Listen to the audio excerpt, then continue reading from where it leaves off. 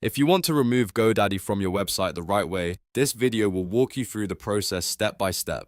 Whether you are moving to a new hosting provider, switching your domain DNS, or simply want to stop using GoDaddy services altogether, it is important to do this carefully so you do not lose access to your website or domain.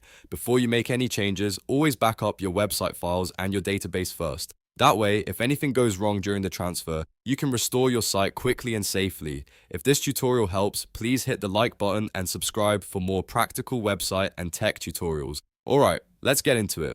First, go to the GoDaddy website and sign in to your account. Make sure you are using the correct account that manages the domain or hosting service for the website you want to move away from.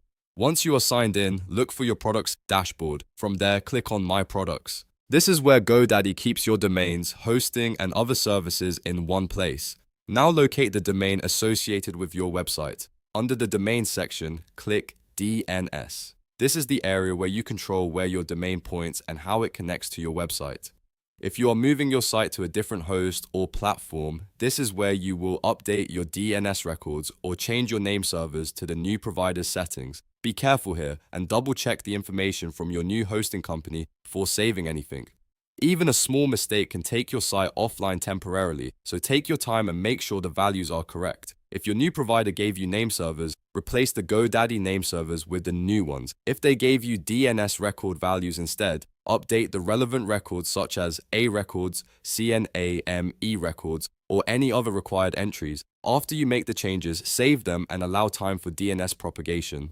In some cases, this can happen quickly, but it may also take a while before the changes fully update across the internet.